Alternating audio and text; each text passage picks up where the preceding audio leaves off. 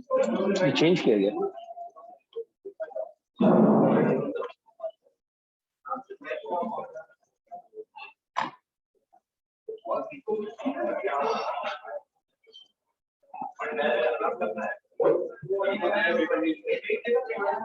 अच्छा जी, प्यारे भाई दोस्त, सर हम लास्ट क्लास में देख रहे थे पे बैक पीरियड। अपने पास आप हेडिंग डालेंगे bail out pay back period.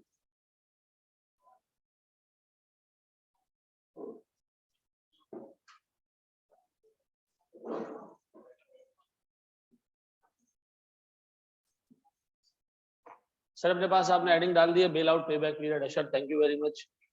चलो जल्दी जल्दी आ जाओ, जल्दी आ जाओ बच्चों, शाबाश।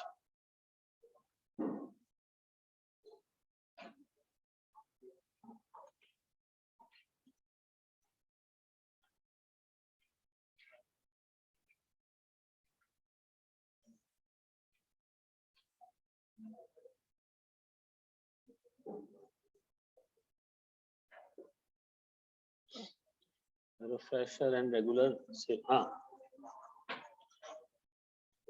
भाई हम शुरू करें अल्लाह का नाम लेके। अच्छा ये कहाँ गए मैं, सारे आ रहे हैं, क्या करने गए मैं?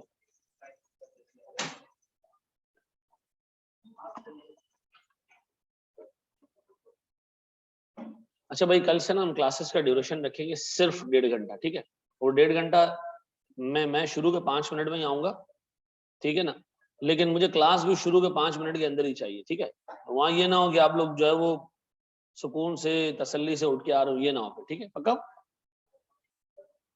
और क्लास रोज होगी अब, हफ्ते के 6 दिन, ठीक है जी?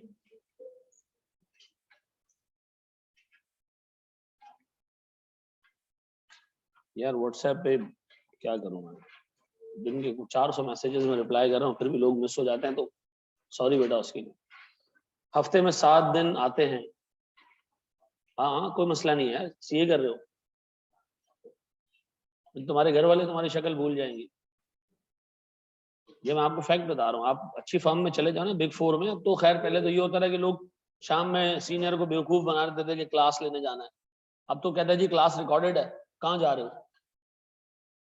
तो क्लास तो बाद में भी देख सकते हो ना। एवरेज टाइम अब फर्म में जो उठने का हो गया वो 9 साढ़े 9 हो गया, और लेट सिटिंग में रात 3:30 4 आराम से बचते हैं। तो आप अकॉर्डिंगली बेटा ऑडिट फर्म ज्वाइन करना, तमाम लोगों को मैं बता रहा हूँ, ठीक है? ये प्रोफेशन जो है वो इतना सीधा नहीं है। मैंने अपनी शायद 4 साल की 4.25 साल की आर्टिकल्स में, एक साल ऐसा होगा जिसमें मैं सारे दिन जमा कर लूँ ना, एक साल यानी 365 दिन ऐसे निकलेंगे जिसमें मैं कोई दिन में घर गया हूँ, ठीक है ना? कोई 5 साढ़े 5 बजे 6 बजे घर गया हूँ, नहीं तो मुझे नहीं याद पड़ता। मैं तो ऐसा भी टाइम आया कि एक महीना घर आया ही नहीं। मैंने कहा फायदा क्या घर जाने का, ठीक है जी? मैं यूबीएल के ऑडिट पे था, तो यूबीएल के ऑडिट पे रोज 4 बजते थे। अब 4 बजे आप लियारी जाओ तो रास्ते में आप फिर अंदाजा लगा लो कि क्या हो सकता है आपके साथ। तो हम यूबीएल बैंक में ही सो जाते थे, तो ये याद रखना। चलें जी सर हम स्टार्ट करते हैं जनाब। Bell out pay back period, गौर से सुनिएगा दोस्त। What is bell out pay back period, इसको अच्छे तरीके से समझना है। ये एक ऐसा कॉन्सेप्ट है किताब में डाला हुआ है, लोग इसको कवर नहीं करते। आसान सा कॉन्सेप्ट है, समझ आ जाए तो ठीक है। मुझे एक बात बताएं सर, मैं एक बिजनेस सेटअप करता हूँ, ठीक है? इसमें मैंने पैसे डाले 500 रुपए, कितने? 500 रुपए मैंने इसमें इन्वेस्ट कर दिए। गौर से सुनना, मुझे एक बात पता है कि हर साल इस बिजनेस से 100 रुपए मिलेंगे मुझे। कितने? 100 रुपए मिलेंगे। बताओ कितने सालों में मैं अपना इनिशियल इन्वेस्टेड अमाउंट वापस रिकवर कर लूंगा? 5 सालों में, ऐसा? तो इसका पे बैक पीरियड कितना है? 5 साल, ऐसा? गौर से सुनना, मैं कंपनी का चीफ एग्जीक्यूटिव हूं, और मिसाल के तौर पे, क्या नाम है तुम्हारा दोस्त, ये व्हाइट शर्ट वाला जो बच्चा, साजिद, SAHIR, साहिल। अच्छा, मिसाल के तौर पर साहिल जो है वो एक प्रोजेक्ट लेकर आए मेरे पास कि सर 500 रुपए आप इसमें डालें, 100 रुपए हर साल आपको मिलेगा, 5 साल में पे बैक पीरियड। मैं साहिल को कहा यार ये पे बैक पीरियड तुम ज्यादा बता रहे हो। क्या कर रहे हो? ज्यादा बता रहे हो। उसने कहा कैसे ज्यादा बता रहा हूँ, आप 500 रुपए डालें, हर साल आपको 100 रुपए मिलते रहेंगे, 5 साल में पैसा रिकवर हो जाएगा। मैंने कहा नहीं साहिल एक बात बताओ, जब मैं पहले साल के एंड पे पहुंचूंगा, कब? पहले साल के एंड पे मेरी कितने पैसे इन्वेस्टेड हैं, कितने पैसे मुझे रिसीव होंगे, तो मेरे आउटस्टैंडिंग पैसे कितने रह जाएंगे, 400। मैंने कहा अगर उसी वक्त मैं बिजनेस बेच दूं, उसी वक्त ये प्रोजेक्ट में बेच दूं किसी और पे, कितने पैसे मिल सकते हैं। साहिल ने कहा ऐसे तो मैंने सोचा ही नहीं कभी।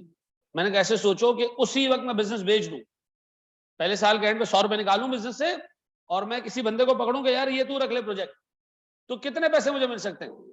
साहिल ने कहा सर अगर आप ऐसे करेंगे ना तो आपको 300 रुपए मिल जाएंगे। कितने? अच्छा, मैंने कहा 300 मिलेंगे, यानी 100 निकालने के बाद बिजनेस को अगर इमीडिएटली बेचूं तो कितने मिलेंगे।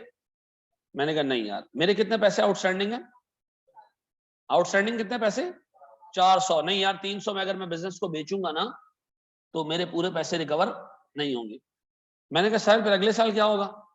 उसने कहा सर अगर आप अगले साल 100 रुपए निकालते हैं इस प्रोजेक्ट से, कितने रह जाएंगे आपके पास, कैश 100 रुपए आ गया तो कितना रहेगा, 300। मैंने कहा सर अगर मैं दूसरे साल प्रोजेक्ट बंद करना चाहूं तो, उसने कहा सर फिर आपको मिलेंगे 250। कितने मिलेंगे। मैंने कहा अच्छा। मैंने कहा यार इसका मतलब है 250 अगर चाहिए, मुझे चाहिए कितना टोटल, 250 मिलेंगे तो मैं भी अपना पैसा रिकवर नहीं कर पाऊंगा। गौर से सुनना, मैं पहुंचा तीसरे साल, 300 रुपए आउटस्टैंडिंग थे, 100 रुपए रिकवर हुए, कितने हो गए ये। मैंने कहा साहिल अगर मैं तीसरे साल बिजनेस बेच दूं, तो साहिल ने कहा तीसरे साल अगर आप बिजनेस बेचेंगे ना आपको 200 रुपए मिल जाएंगे। मैंने कहा बस, इसका मतलब ये कि अगर मैं 3 साल बिजनेस चलाऊं और उसके एंड पे उसको बेच दूं तो मुझे अपने इनिशियल पैसे वापस मिल जाएंगे। लेकिन मसला ये होगा कि उसके बाद मेरे पास बिजनेस नहीं होगा। पेबैक पीरियड एज्यूम करता है कि बिजनेस चलता रहेगा। जिसके बेल आउट पेबैक पीरियड ये एज्यूम करता है कि अगर हम किसी पॉइंट पे आके अपना बिजनेस बेच दें, ठीक है जी, तो हमारे पास पेबैक कितने टाइम में आएगा। मैं कह रहा हूं जनाब अगर मैं 3 साल बिजनेस चलाऊं और उसके बाद वाइंड अप कर दूं, मैं अपने पैसे लेके निकल सकता हूं। ऐसा फिर रिपीट कर रहा हूं, पेबैक पीरियड कितना,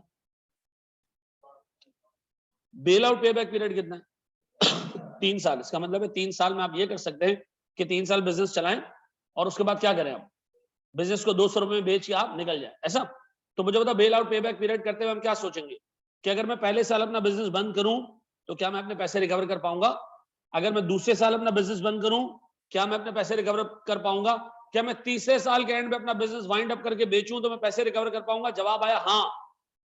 तो हमें क्या अज्यूम करना है सर कि बेल आउट पेबैक पीरियड कितने साल का है, 3 साल का है। मुझे बताओ सर इसको सुन के हमें क्या फायदा मिलेगा और इत्मीनान मिलेगा कि पैसे अगर अपने वापस चाहिए ना तो 3 साल वो पीरियड है जिसमें आपके पैसे वापस मिल सकते हैं आपको। लेकिन मसला ये है कि उसके बाद आपका ये बिजनेस क्या हो जाएगा, बिक जाएगा। सर पेबैक पीरियड में क्या अज्यूम होता है, बिजनेस चलता रहेगा, आप बंद ना करें, ना बेचें किसी को, चलाते रहें तो आपको 5 साल लगेंगे अपना पैसा रिकवर करने। ऐसा बेल आउट पेबैक पीरियड और पेबैक पीरियड के अंदर वाइड डिफरेंस क्या है, हम हर साल के एंड पे अज्यूम करेंगे अगर आज मैं बिजनेस बेचूं, खत्म कर दूं, तो क्या मैं अपने पैसे रिकवर कर पाऊंगा। ये बात समझ आती है। अब बताओ bail out payback period calculate करने के लिए क्या करो, क्या करोगे। एक मैकेनिज्म आपको सीखना पड़ेगा, मैं आपको वो सिखा रहा हूँ। कॉन्सेप्ट समझ आ गया। बेल आउट पेबैक पीरियड में क्या अज्यूम होता है कि आपको बिजनेस बेच के भी पैसे मिल सकते हैं। ऐसा आप ये देखें, आपकी इनिशियल इन्वेस्टमेंट बिजनेस को चला के और एंड में बेच के कितने सालों में आप एग्जिट कर सकते हो। हमारा क्या जवाब आ रहा है, 3 सालों में। आगे बढ़े। अच्छा जी, ये कॉपी करना है तो करनी, शाबाश। 3 कॉन्सेप्ट्स इसमें छोटे छोटे, फिर हम आगे बढ़ रहे हैं सर।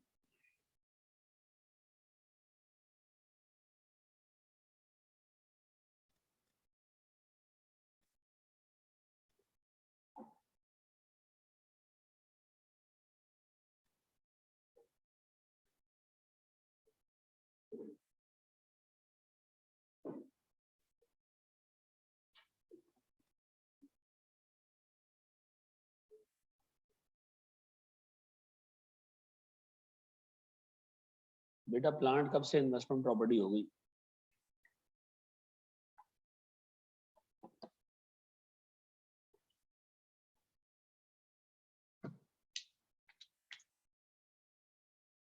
नहीं,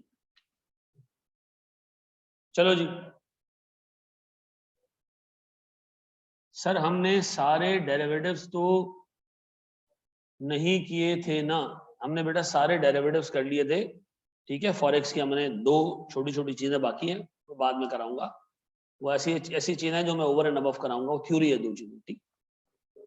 डेरिवेटिव्स हमने सारे कवर कर लिए जी। बस इसके फौरन बाद अब लाइन से चलेंगे। चले जी प्यारे बच्चों, बढ़े हम आगे। अच्छा आप सुनो सुनो सुनो सुनो सुनो, एक बहुत इंपॉर्टेंट चीज, ये समझ आ गया तो गेम ओवर। एक बात बताओ, अगर एक चीज में मैं साल, ये साल का शुरू है, ये साल का एंड है, ये 1 जनवरी है, ये 31 दिसंबर है। और तो सुनना मेरे बच्चों, मेरे पास ये मोबाइल है, ठीक है। मैं कहता हूं इसको मैं अगर इस पॉइंट पे बेचूंगा ना, इस्तेमाल करके, किस पॉइंट पे बेचूं, 31 दिसंबर पे, तो मुझे 100 रुपए मिलेंगे। कितने?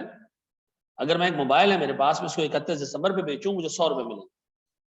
इसका मतलब ये है कि अगर मैं इसको 1 जनवरी पे आज जल्दी बेच दूं, तो क्या मैं ये अज्यूम कर सकता हूं कि कम से कम 100 रुपए मिलेंगे? इससे ज्यादा तो मिल सकते हैं, इससे कम नहीं मिल सकते। अगर एक चीज 1 साल इस्तेमाल करने के बाद आप 100 रुपए में बेचोगे, बिक जाएगी 100 रुपए में, तो अगर मैं इसको साल के शुरू में बेच दूं, तो ये अजम्पशन गलत तो नहीं होगी ना कि कम से कम 100 रुपए मिल जाएंगे। ऐसा तो नहीं है कि शुरू में भाई 80 रुपए मिलेंगे, 1 साल इस्तेमाल करके बेचोगे तो ऐसा नहीं होता आमतौर पर। एसेट यूज के साथ साथ अपनी वैल्यू लूज करता है, गेन नहीं करता। तो अगर मैं आपसे ये कहूं कि एक चीज मैं साल के एंड में 100 रुपए की बेच सकता हूं, क्या ये अजम्पशन वैलिड है कि साल के शुरू में कम से कम उतने तो मिल ही जाएंगे? ये बात समझ आती है? मैं समझा पाया हूं मैं क्या कहना चाह रहा हूं? मैं कह रहा हूं कि 1 साल ये मोबाइल हमने नया नया लिया, ठीक है, नया नया हमने दुकान से पेटी पैक उठाया, 1 साल चलाऊंगा ना, 100 रुपए में बिक जाएगा। 1 साल चलाने के बाद, यूज करने के बाद, रगड़ने के बाद, इस्तेमाल करने के बाद, इससे कमाने के बाद एक 100 रुपए का बिक जाएगा। आज कितने का बिकेगा भाई? मैं कह रहा हूं आज जो बिकेगा वो वैल्यू तो नहीं पता मुझे, लेकिन मैं ये जरूर कह सकता हूं कि 100 से ज्यादा का ही बिकेगा, या कम से कम आप ये अज्यूम कर लो कि 100 का तो बिक ही जाएगा। ऐसा है, 100 से ज्यादा का ही बिकेगा। लेकिन अगर आप मतलब एक मोस्ट कंजर्वेटिव वो भी लो, असम्पशन भी लो, तो आप क्या अज्यूम कर रहे हो कि कम से कम 100 का तो बिक ही जाएगा, उससे ज्यादा का बिक सकता है। ठीक है जी, ये दिमाग में रखना, ये दिमाग में रखना, आगे के सारे सवालों में चीज काम आनी। ठीक, चलो आओ मेरे बच्चों, मैं आपको पे बैक पीरियड का एक सवाल करा रहा हूं। इधर गया, इतना सन्नाटा क्यों आज? हाँ, कहाँ है? अच्छा, मतलब एक चीज अच्छी हो गई कि तुम लोग फेल हो गए हो, तो थोड़ा सा तुम लोग को जो है ना वो, ना ना अच्छी बात है, शुरू हो जाओ, क्या मतलब।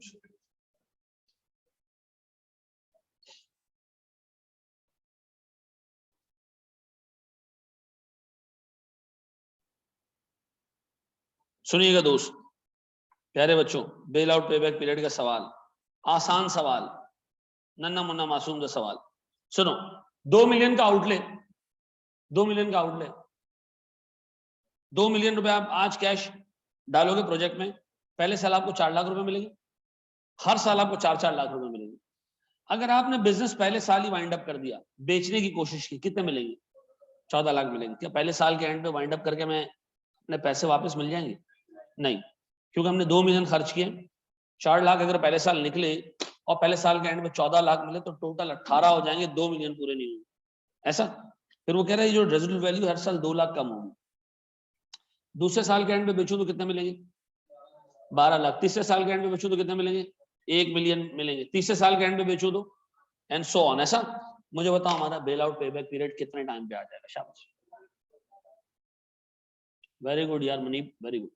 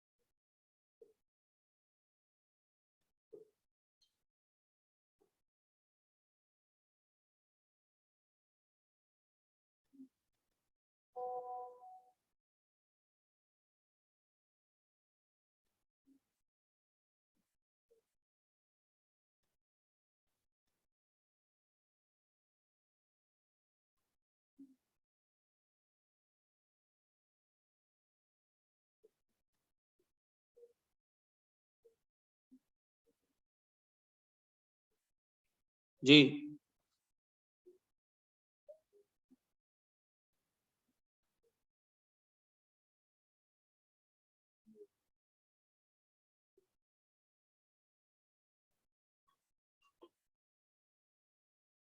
बढ़ जाए।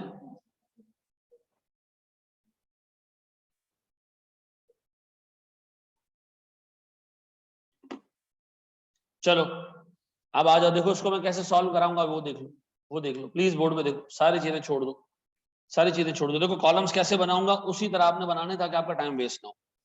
मुझे बताएं ईयर, पहला साल, कितने ओपनिंग आउटस्टैंडिंग बैलेंस है आपका? 2 मिलियन रुपए, ये आपने इन्वेस्ट किए सर। मुझे बताएं सर मेरे पास, गौर से नहीं, मैं कह रहा हूँ रेजिडुअल वैल्यू कितनी है पहले साल के एंड में? 14 लाख। गौर से देखना। कैश इनफ्लो कितना? 4 लाख। क्लोजिंग 2 मिनट बोर्ड पे देखो, छोड़ दो, छोड़ दो, 2 मिनट बोर्ड पे देखो, छोड़ दो लिखना, छोड़ दो लिखना। मुझे बताओ मेरे पास ओपनिंग 2 मिलियन रुपए, जैसे ही मैंने बिजनेस शुरू किया 2 मिलियन रुपए इन्वेस्ट किए। मुझे बताओ एंड पे आकर मैं 14 लाख रुपए में बेचूं और 4 लाख रुपए का कैश फ्लो हो तो क्या मेरे पैसे रिकवर हो जाएंगे? क्या मैं ईयर 1 के एंड पे बिजनेस बेचूंगा? नहीं सर, क्योंकि मेरे पैसे रिकवर नहीं हुए। तो मैं ये वाला कैश फ्लो तो हासिल नहीं कर रहा, मैं सिर्फ कौन सा कैश फ्लो हासिल कर रहा हूं? ये वाला। तो मुझे बताओ sir 2 million minus 4 lakh would be 16 lakh. मैंने बिजनेस नहीं बेचा, मैं आ गया सेकंड ईयर में, कितना है जी? 16 लाख। बताओ अगर आज बिजनेस यानी दूसरे साल के एंड पे जाके बेचूं तो कितने में बिकेगा? 12 लाख। सर कैश इनफ्लो कितना है जनाब? क्या 4 और 12 मिला के 16 हो जाते हैं? क्या मुझे अब ये कैश फ्लो हासिल करके बिजनेस बंद कर देना चाहिए? हाँ सर। मुझे बताओ 4 और 12 मिला के कितने हो गए? 16। तो सर मैं कहूंगा मेरा क्लोजिंग बैलेंस क्या हो गया? 0। व्हाट इफ के यहां पर भी पे बैक पीरियड नहीं आ रहा होता तो मैं क्या करता? मैं तीसरे में जाता सिर्फ इस कैश फ्लो का इंपैक्ट लेके। ऐसा। मुझे बताओ रेजल्ट वैल्यू का इंपैक्ट कब लोगे? सर जिस साल हमने बिजनेस बंद करना होगा। ऐसा है, ऐसा है। ये वाला कॉलम बीच में डालना, फिर रिपीट कर रहा हूं, इसकी वजह है अभी अगला सवाल करोगे फंसोगे उसके अंदर। तैयार हो? दूसरा सवाल। आओ, ये कॉपी करना तो कर लो। कितने लोगों ने खुद से निकाल लिया था? चलो ये तो आसान था ना, इसमें कौन सी रॉकेट। जी बढ़ो आगे दोस्त, प्यारे बच्चों आगे बढ़ जाओ। आओ उधर एक सवाल और, मेरे प्यारे बच्चों बोर्ड पे, प्यारे बच्चों बोर्ड पे। ये सवाल है थोड़ा सा मुश्किल, बस ये एक सवाल अगर तुम लोगों से हो गया तो हम एक स्टेप आगे बढ़ जाएंगे। शाबाश। जी जी बिल्कुल बिल्कुल, रितिका बिल्कुल।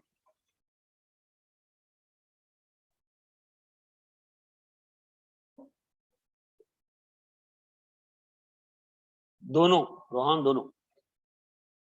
भाई मुझे एक बात बताएं, आउटले 3 मिलियन है, ये थोड़ा सा ट्रिकी क्वेश्चन है। 8 लाख रुपए का इनिशियल, 8 लाख रुपए का एनुअल इनफ्लो है, सैलवेज वैल्यू 16 लाख रुपए की प्रोजेक्ट की, ठीक है जी, and declines bye 400,000 per year. शाबाश।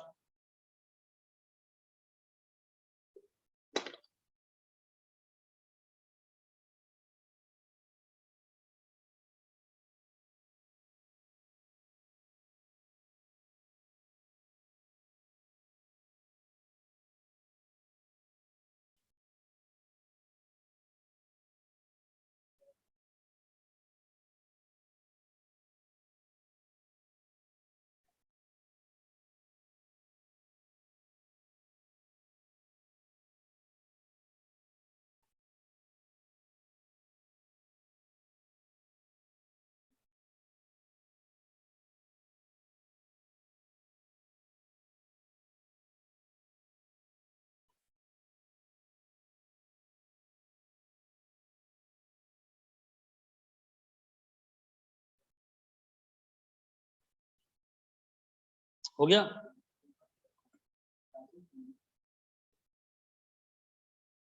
बिल्कुल ले सकते हैं प्रैक्टिस क्लास, ऐसा कोई इशू वाली बात नहीं।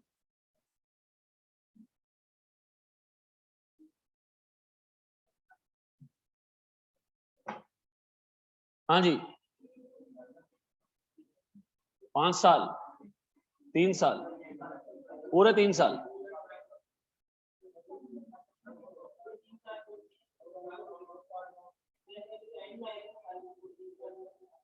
बस ये एक मसला था जो तुम लोग जिस पे स्लिप हो गए। बिल्कुल सही, 2 years and 9 months, बिल्कुल सही। 3 साल 3 साल 3 साल हैं, बस फंस गए यहाँ पे। MFA फेल हो जाता है, पास नहीं होता सर, सोचना ही नहीं आता।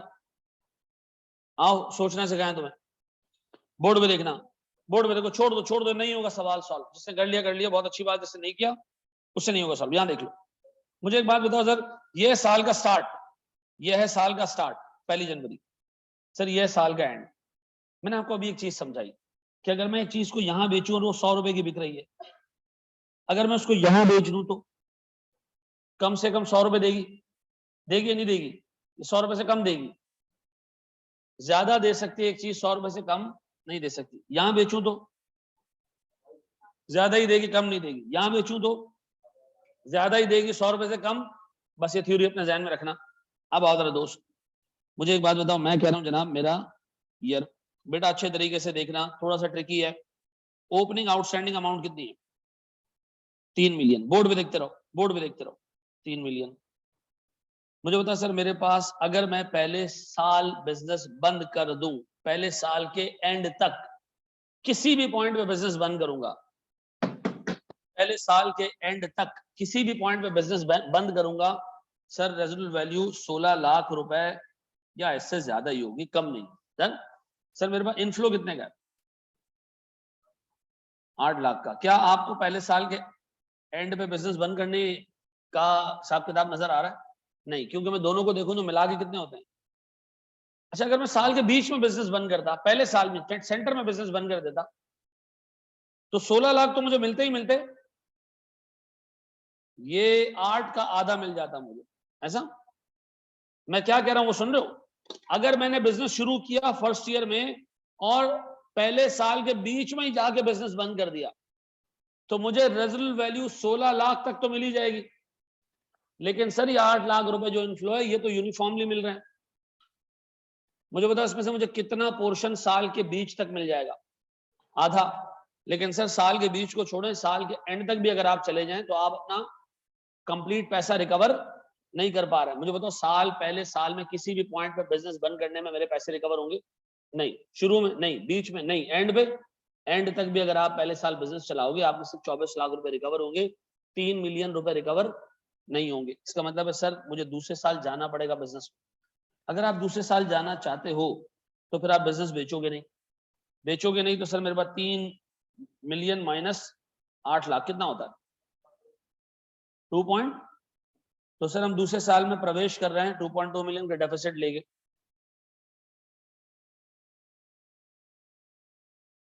अब बताओ अगर मैं दूसरे साल में बिजनेस को सेल करूं किसी भी पॉइंट पे, मुझे कितने मिलेंगे? 14 लाख रुपए। 12 या 14? 12 लाख रुपए। 12 लाख रुपए, चाहे आप अभी बेचें, चाहे आप साल के बीच में बेचें, चाहे साल के एंड में बेचें, you will only get 1200,000 rupees, may be more than that but not less than that. ऐसा? अब बताएं जी, 8 लाख रुपए मुझे यहां मिल रहे हैं। क्या दूसरे साल में किसी भी पॉइंट पे बिजनेस बंद करना लॉजिकल है? नहीं सर, क्योंकि दूसरे साल अगर आप पूरा भी चला लें तो आपको 12 और 8 कितने? 20 लाख रुपए मिलेंगे। हमें चाहिए कितने? तो इसका मतलब है मैं दूसरे साल भी बिजनेस बंद नहीं करना चाहिए। तो 22 माइनस 8 कितने हो गए? 14 लाख। ऐसा मतलब है 1.4 मिलियन का डेफिसिट लेके हम प्रवेश कर रहे हैं तीसरे साल में। तीसरे साल में किसी भी पॉइंट पे अगर मैं इस एसेट को उठा के बेच लूं तो मुझे कितने? 8 लाख मिलेंगे। ऐसा सर मेरा कैश फ्लो कितना है? तो इसका मतलब है तीसरे साल किसी न किसी पॉइंट पे हम अपने पैसे पूरे कर चुके होंगे। अब देखो एक फजूल असम्पशन क्या होगी जो कि बाकी के तमाम टीचर्स ने करवाते हुए ली है कि भाई एंड पे जाके बिकेगा, तो 3 साल चलाएंगे हम, एंड पे बिकेगा। भाई किसने जल्दी बेचने में आपको कहा है कि गुनाह मिलेगा आपको? रेजिडुअल वैल्यू साल के एंड में मिलेगी। भाई एंड में मिलेगी तो अगर तुम दरमियान में बेचोगे कम से कम उतनी तो मिल ही जाएगी। अब एक बात बताओ, अगर मैं किसी भी पॉइंट पे तीसरे साल में अपना बिजनेस सेल करूं, 8 लाख मुझे मिलेंगे? ऐसा है? अच्छा ये 8 लाख भी मिलेंगे, लेकिन ये सर यूनिफॉर्मली मिलेंगे, थोड़े थोड़े करके। तो अगर मैं काम करूं सर 8 लाख रुपए बिजनेस बेच के किसी भी पॉइंट पे मिल जाएगा, तो मुझे रूटीन कैश फ्लो से जो इनफ्लोज हैं उससे कितने पैसे चाहिए? 6 लाख रुपए चाहिए। अच्छा मुझे बता सकते हो कि 6 लाख रुपए साल के कितने पोर्शन में कवर हो जाएंगे? मुझे चाहिए 6 लाख, टोटल इनफ्लो है कितना? 8 लाख का। तो मुझे सर कितने % ऑफ द ईयर काम करना है? इसका मतलब ये है कि सर जब तीसरा साल स्टार्ट होगा मेरे 14 लाख रुपए का डेफिसिट होगा, थोड़े थोड़े पैसे मिलते रहेंगे। जब 6 लाख रुपए मुझे मिल जाएंगे ना, कितने महीनों में? 9 मंथ्स में 6 लाख रुपए मिल जाएंगे, तो मेरा डेफिसिट कितना रह जाएगा? 14 माइनस 6, 14 माइनस 6 कितना? 8 लाख। में वहीं पे बिजनेस को बेच दूंगा, मैं वहीं बिजनेस सेल कर दूंगा। इसका मतलब है सर मुझे बिजनेस चलाना चाहिए 2 years एंड 75 मल्टीप्लाई 12 कितने होते हैं? 9 मंथ्स। ऐसा? देखो मुझे एक बात बताओ, अगर मैं बिजनेस चलाऊं पूरे 3 साल, तो तीसरे साल के एंड तक सर मेरे पास 2 लाख रुपए का सरप्लस मौजूद होगा। 2 लाख का क्या होगा? अब बताओ सर, आइंदा के बाद अगर मेरे पास इस तरह का सिनेरियो है, इसीलिए मैं एक कॉलम बीच में डलवाता हूँ, ताकि आप पहले इसको नेट करो और देखो कि इसी से रिकवर हो रही है चीज या नहीं। मुझे बताओ, अगर मैं 14 लाख रुपए में ये नेट कर दूं, कितना रहेगा? 6 लाख रुपए मैंने इससे कवर करने, ये कैश फ्लो यूनिफॉर्म मिलेगा 8 लाख। बताओ कितना टाइम अगर मैं लगाऊं तो इस 8 लाख में से 6 लाख रुपए रिकवर कर लूंगा सर 9 मंथ्स। अगर 8 लाख रुपए आपको सालाना मिल रहे हैं, तो आप सिर्फ 9 मंथ्स काम करें, आपको 6 लाख रुपए रिकवर हो जाए। ऐसा? पक्का? दोबारा एक्सप्लेन करूं अगर समझ नहीं आया? पक्का? कितने लोगों ने बिल्कुल सही कर दिया था? वेरी गुड यार, कॉपी कर लो इसको।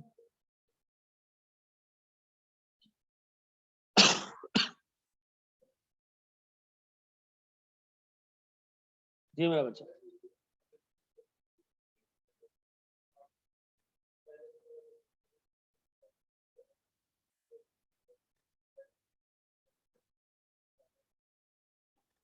ऐसी क्या चीज है?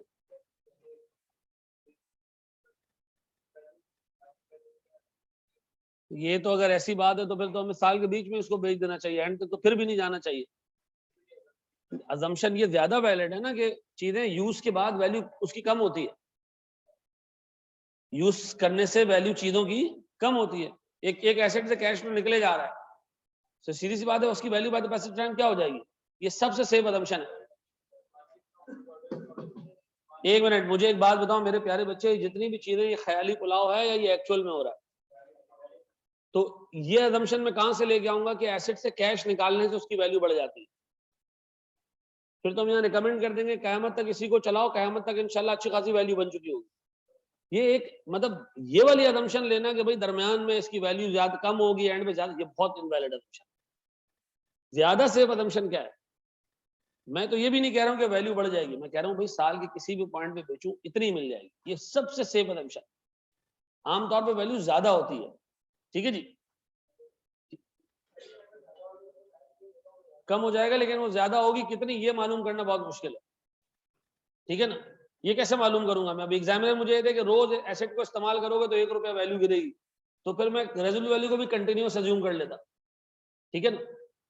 अब उसने कहा जी 4 लाख रुपए सालाना गिरेंगे, ये एक मुश्किल बात आ जाएगी, तो मैं उसको अज्यूम किया कि ये लमसम गिरेगी, ठीक है ना? सर अगर ये प्रोजेक्ट गोल्ड का है तो ये अजम्पशन, वो कह रहे मशीन सोने की अज्यूम करें।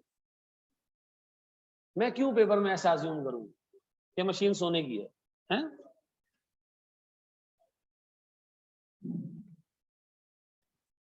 यार कहां से सोचते हो, अल्लाह की कसम, ये टैलेंट है?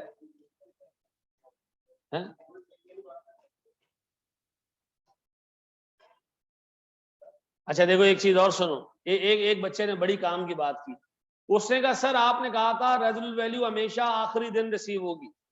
दोबारा स्टेटमेंट सुन लो, मैंने कहा था कि रेजुल वैल्यू लम सम एक साथ रिसीव होगी, कंटिन्यूअसली रिसीव नहीं होगी। जिस साल आपने एसेट को बेचना है, ऐसे नहीं होगा कि जनवरी में आपने उठा के उसके नट बेच दिए, ठीक है जी, फरवरी में आपने उसके पाए उठा के बेच दिए, फरवरी में आपने दरवाजा उठा के बेच दिया, ठीक है जी, ऐसा नहीं होगा। जब बिकेगी तो एसेट किस तरह बिकेगी? यहां भी हमने क्या अज्यूम किया, जब बेचोगे तो 8 लाख क्या होंगे? एक साथ रिसीव होंगे। जब बेचोगे तो 12 लाख क्या होंगे? एक साथ रिसीव होंगे, ठीक है जी, मैं ये समझा पा रहा हूं? मुझे बताओ कंटिन्यूअस कैश फ्लो हमने किस किस कैश फ्लो को कंटिन्यूअस अज्यूम किया?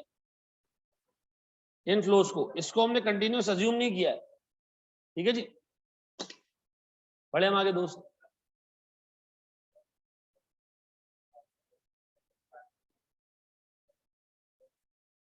उतना ही पैसा रिकवर करेंगे। Very good sir. एक बच्चा पूछा जब 5 लाख डाल के 5 लाख ही रिकवर करना है तो फायदा क्या? देखो मैं फिर एक बात बता दूं, जब हम पे बैक पीरियड और bell out pay back period की बात कर रहे होते हैं ना, हम कभी भी रिटर्न फोकस नहीं चल रहे होते, हम सिर्फ ये देख रहे हो कि हमारा रिस्क कहां पर कम है। क्योंकि आप पूरा फोकस क्या कर रहे हो, जो इन्वेस्ट किया वो वापस कितने टाइम में आएगा। तो रिटर्न की तो हम बात ही नहीं कर रहे ना, हम किस चीज को फोकस कर रहे हैं कि यार रिस्क कितना है भाई, मुझे कितने टाइम रुकना पड़ेगा। देखो सबसे बड़ा मसला पाकिस्तान में बिजनेस करने का पता है क्या है? हर गवर्नमेंट आती है, उसकी अपनी पॉलिसीज होती है। कुछ गवर्नमेंट्स आती है वो प्रो एग्रीकल्चर होती है, वो एग्रीकल्चर सेक्टर को जो है वो फ्लरिश करते हैं। कुछ आते हैं वो प्रो इंडस्ट्री होते हैं, वो इंडस्ट्रीज को फ्लरिश करवाते हैं, ठीक है जी। कुछ आते हैं जो किसी के नहीं होते, उससे पूरा पाकिस्तान प्रोग्रेस करता है, ठीक है जी। ये मैं आपको फैक्ट बता रहा हूँ। जब आप सीधे देखें ना, जरदारी आता है उसकी जमीनें, तो वो एग्रीकल्चरल सेक्टर को ज्यादा जो है वो बेनिफिट्स देता है, ठीक है जी। जब नवाज शरीफ आता है, वो एक टिपिकल बिजनेसमैन है, वो उठा के इंडस्ट्रीज को जो है वो टैक्स रिलीफ देना शुरू कर देता है। फिर एक आता है इमरान खान, वो कहता है मेरा तो कुछ नहीं है, तो सबके साथ इंसाफ से चलो, ठीक है जी। जिस सेक्टर को इस वक्त मुल्क की जरूरत है उस सेक्टर को ग्रो कराओ, सबको ग्रो कराओ, ठीक है जी। तो अब मुझे खुद एक चीज बताओ, अगर मैं एक बड़ी बेसिक सी बात करूं कि आपको एक चीज पता चली कि जी मुझे एक सेक्टर में पैसा इन्वेस्ट करना है, एग्रीकल्चर सेक्टर, जरदारी का दौर चल रहा है, 3 साल बाकी। आपने कहा जैसे ही इसका दौर खत्म होगा ना, ये प्रोजेक्ट की जो है ना वो वाट लगा देगा। क्यों? हमारे यहाँ पॉलिसीज कंसिस्टेंट नहीं होती, ठीक है जी। अनफॉर्चुनेटली होता ये कि जो बंदा आता है ना टॉप पे, वो नीचे की जितनी भी डिपार्टमेंट्स हैं, जितने भी हमारे मतलब स्टेट ओन और इंस्टीट्यूशंस हैं, सब में सिवाय जुडिशरी के, इनफैक्ट जुडिशरी में भी और सिवाय फौज के, वो बंदे रिप्लेस कर देता है, अपने पिट्ठू लगा देता है। यह फैक्ट है, आप उठा के देख लो। क्यों? क्योंकि वो कहता है मैं अपनी पॉलिसीज लेकर आऊंगा, उसी पे आपने चलना है। अभी रिसेंटली वापडा के चेयरमैन ने रिजाइन किया, वो बहुत कॉम्पिटेंट बंदा था, ठीक है ना, वो जर्नैल था लेकिन बहुत कॉम्पिटेंट बंदा था, उसने रिजाइन कर दिया। तो यार जब भी आप पैसा इन्वेस्ट करते हो किसी भी मुल्क में, आप कोशिश करते हो कि जितनी जल्दी पैसा निकले उतना अच्छा है। अगर आप मिसाल के तौर पर आज न्यूजीलैंड में पैसा इन्वेस्ट करते हो, आपका ये कंसर्न ही नहीं होगा। क्यों? आपको पता है उधर गवर्नमेंट चली जाती है, दूसरी आ जाती है, लेकिन पॉलिसीज चेंज नहीं होती। उसकी वजह पता है क्या है? वहां सारी इंस्टीट्यूशंस प्राइवेट है, वहां पुलिस भी प्राइवेट है, वहां टैक्स कलेक्शन भी प्राइवेट है। ये मैं आपको फैक्ट्स बता रहा हूँ। गवर्नमेंट सिर्फ टैक्स कलेक्ट करके उन प्राइवेट ऑर्गेनाइजेशंस को दे देती है, गवर्नमेंट का कंट्रोल ही नहीं है उधर। तो मुझे बताओ वहां पॉलिसीज कंसिस्टेंट होंगी? वहां आपको ये डर होगा कि कितने जल्दी पैसे वापस आ जाए? नहीं। मुझे बताओ पे बैक पीरियड और डिस्काउंटेड पे बैक पीरियड और bell out pay back period अगर हम देखें तो सर सारे पे बैक पीरियड के अंदर हमारा फोकस क्या होता है? कमाई नहीं। हमारा फोकस क्या होता है भाई? जो पैसे डाले हैं वो एटलीस्ट बाहर कितने टाइम में निकलेंगे ये देखिए। पक्का जी? हम आगे बढ़े। सर अपने पास हेडिंग डालोगे जनाब?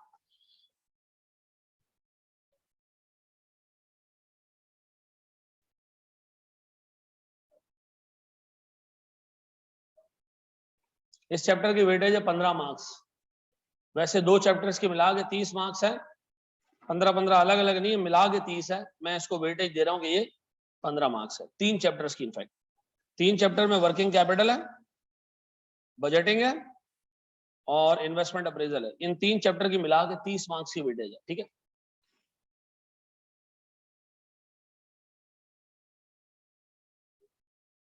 चले जी, प्लीज बोर्ड पे देखिएगा दोस्त, बोर्ड पे देखना। छोड़ दो मेरे बच्चों, छोड़ दो सारी चीजें, मैं जा रहा हूं सर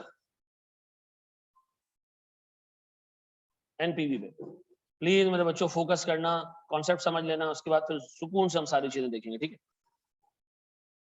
मुझे एक बात बताएं सर, एक प्रोजेक्ट है जिस पर टाइम 0 पे 500 रुपए इन्वेस्ट करने। कितने? 500 रुपए इन्वेस्ट करने। टाइम 1, टाइम 2 और टाइम 3 पे ये हमें देगा 250, 300 और 200 और ये प्रोजेक्ट खत्म हो जाएगा, कोई रेजिडुअल वैल्यू वगैरह नहीं है, ठीक है। कितने रुपए आज इन्वेस्ट करने? 500। ये पहले साल कितने देगा हमें? 250। दूसरे साल कितने देगा? 300। तीसरे साल कितने देगा? 200। इसके बाद कहेगा अल्लाह हाफ़िज़, चले जाओ यहाँ से, ठीक है जी। अब मैं हूं एक इंडिविजुअल, और तो सुनना मेरे बच्चों, मैं इस प्रोजेक्ट में पैसा इन्वेस्ट करना चाहता हूं, मेरे जेब में 1 रुपया नहीं है, मेरे पास एक फाइनेंसर अवेलेबल है। कौन अवेलेबल है? जिसका नाम है बैंक। ठीक है जी, मैं इस बैंक के पास जाता हूं, मैं कहता हूं जी मुझे एक लोन चाहिए, मुझे ये प्रोजेक्ट फाइनेंस करना है। बैंक मुझे कहता है आपको लोन मिलेगा 10% सूद पे।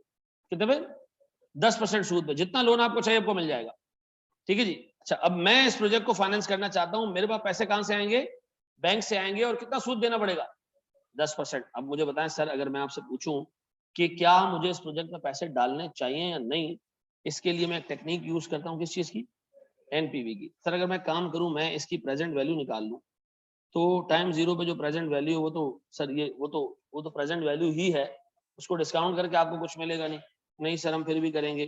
1.1 raise to power 0 divided by 1.1 raise to power 1। ये 0.1 कहां से आया सर? 10%। मुझे बताओ सर क्या आ रही है? एनपीवी।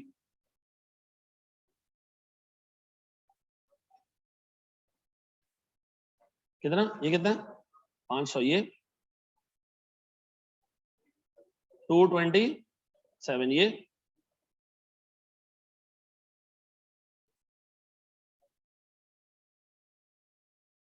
टोटल 120 125। 0.1 को छोड़ो, 125। मेरे बच्चों पूरा फोकस बोर्ड पे, लॉजिकली कॉन्सेप्चुअली समझना है। एनपीवी को रटा नहीं मारना हमने कि भाई अगर ये पॉजिटिव आ जाए तो प्रोजेक्ट में डाल दो, नेगेटिव आ जाए तो नहीं डालो। लॉजिकली समझ लो एनपीवी होती क्या है। हाँ जी, इस प्रोजेक्ट में मुझे नजर आया कि अगर मैं इस प्रोजेक्ट में पैसे डालूं ना, तो मुझे फायदा होगा एज एन इन्वेस्टर। कितने का? 125 का। किसको फायदा होगा? बैंक को या मुझे? मुझे फायदा होगा। कितने का? कब? Right now. एंड पे नहीं, राइट नाउ। अभी फायदा होगा। कैसे? आओ प्रूफ करते हैं इसको। सुनो सुनो सुनो, मैं बैंक गया, मैंने कहा बैंक मुझे लोन चाहिए। पता है कितने का? मुझे लोन चाहिए 625 रुपए का। कितने का? अब सुनो, मैं थोड़ा सा चीजों को चेंज करूं। कितने का लोन चाहिए?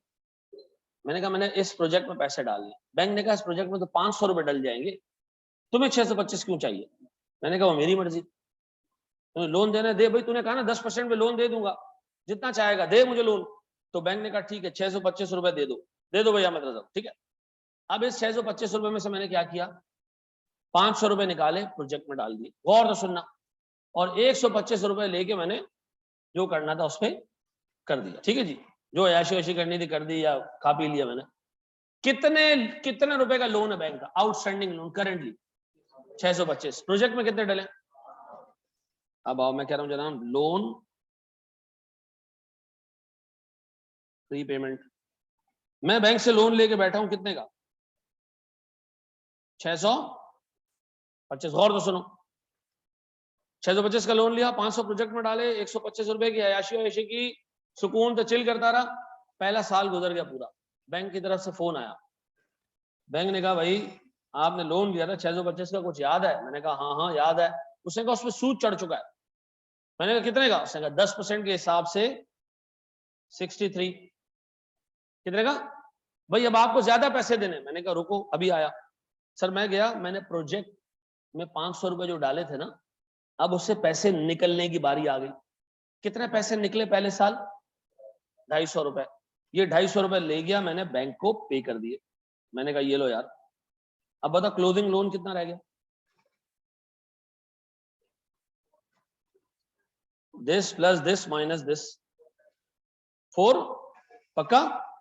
बताओ, मैं पहले साल के दौरान, पूरे साल के दौरान, ड्यूरिंग द ईयर कोई पैसे घर लेके गया? नहीं, सिर्फ शुरू में लेके गया था। कितने?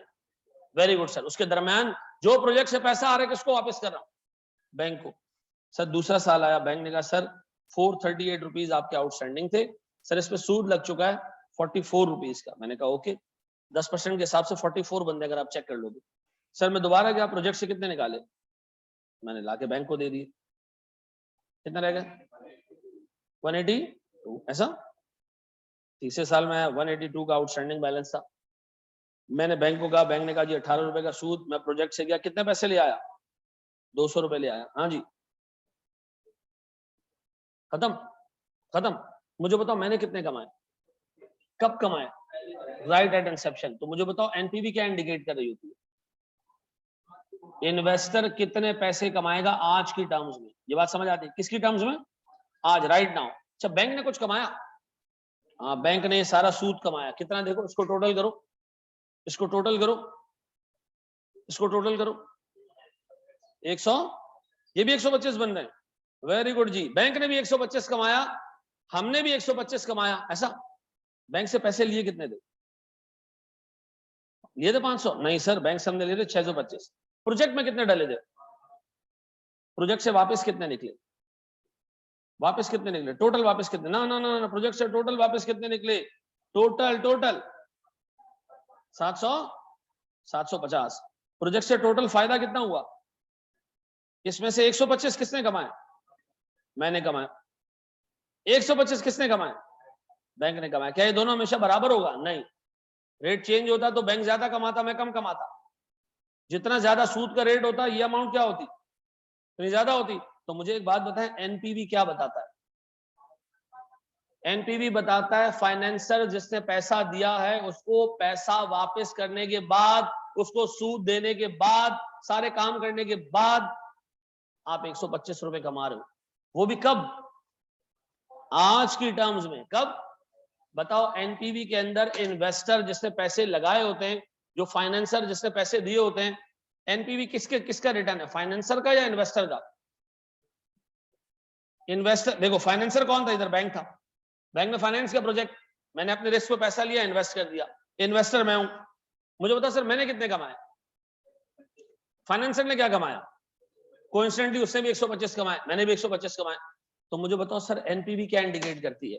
कि फाइनेंसर्स का सूद देने के बाद इन्वेस्टर जो एक्स्ट्रा अमाउंट कमाता है उसको हम क्या कहते हैं? एनपीवी। ये एनपीवी कब कमाता है? वो प्रेजेंट टर्म्स में, आज। ऐसा है? अगर मैं बैंक से 500 रुपए का लोन लेता तो,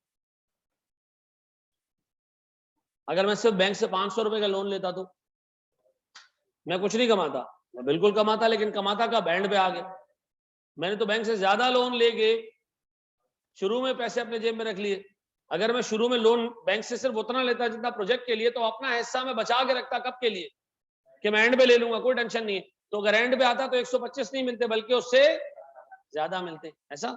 ये बात भेजे में बैठती है। मुझे बताओ, एनपीवी, एनपीवी इंडिकेट करता है रिटर्न। किसका रिटर्न?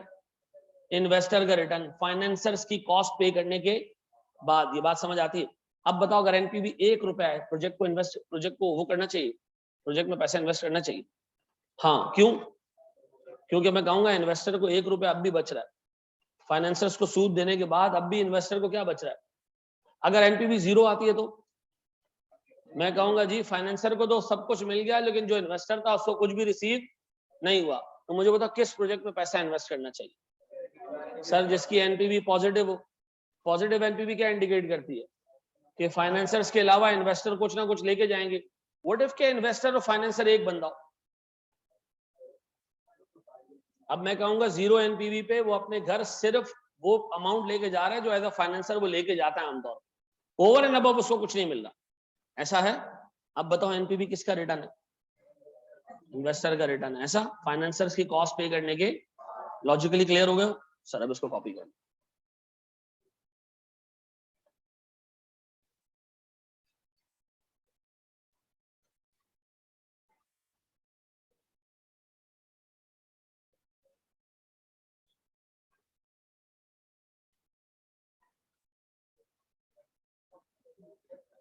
तो मजलूमों का साथी अल्ताफ हुसैन है। हाँ? समझ आना चाहिए बस। ग्रामर की टांगे तोड़े कुछ भी हो, समझ आ रहा है ना? खत्म। नहीं, इस पे माशाल्लाह लोगों ने सपोर्ट भी किया, ठीक है ना? नीचे एक लाहौर के टीचर है, उन्होंने काफी सपोर्ट किया। अब आगे अल्लाह करे इस मोमेंट को हम चलाएं आगे, ये फजूलियात खत्म हो। ठीक है जी। एसीसी आपसे कह रहा है जिस टाइम आपका दिल करे आप पेपर दे दो। हम कह रहे हैं नहीं, तीनों एक साथ दोगे, ठीक है जी। लेट आए तो काट दिए जाएंगे पाँव, ठीक है जी। तो एडकॉम क्या? एडकॉम है एजुकेशन एंड ट्रेनिंग कमेटी। हाँ, नहीं मैं आपको बताऊं, अभी जो एडकॉम में लोग बैठे they are very competent, logical, और मुझे उम्मीद है कि ये चीजें जो है ना आप देखी जाएंगी। फजूल की एडल है ये। नहीं नहीं, चलो जी, आगे आओ दोस्त। सुनिएगा दोस्त, मेरे प्यारे बच्चों,